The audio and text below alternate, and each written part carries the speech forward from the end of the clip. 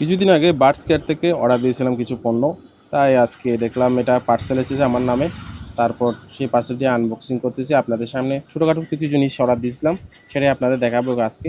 Birds, আমার যে কতগুলো বার্ডস আছে সেগুলো বার্ডসের জন্য কিছু এসেনশিয়াল প্রোডাক্ট ছিল, সেই প্রোডাক্টগুলো আমি আজকে আনবক্সিং করব আপনাদের মাঝে। খুব কষ্ট হচ্ছিল কিন্তু আমার একজন মামা আছে, ওনার একটা সাহায্য নিলাম। মামাকে বললাম যে আমাকে একটু কেটে দেন, তো মামা এটাকে আনবক্সিং করে দিচ্ছে খুব আস্তে আস্তে এবং সতর্কতার সাথে, যাতে কোনো প্রোডাক্টের কোনো ক্ষতি না হওয়ার মতো।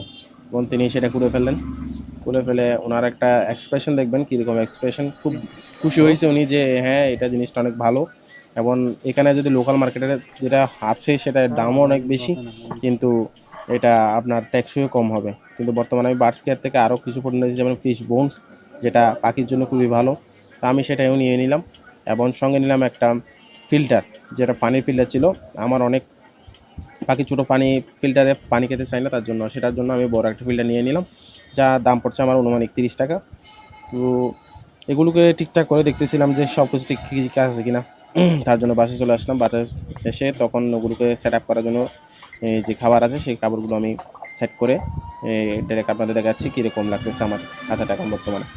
ওদের আমি একটা আলাদা, যেটা আগে ছিল সেটাও খোলাটাও দিছি, কারণ একজন নিচের একজন পাখিগুলো ওটা খায়, ওইখান থেকে মানে কীভাবে খেতে হয় সেটা জানতেছে না। তার জন্য আমি ওটা দিয়ে দিলাম, যাতে ভাই তারা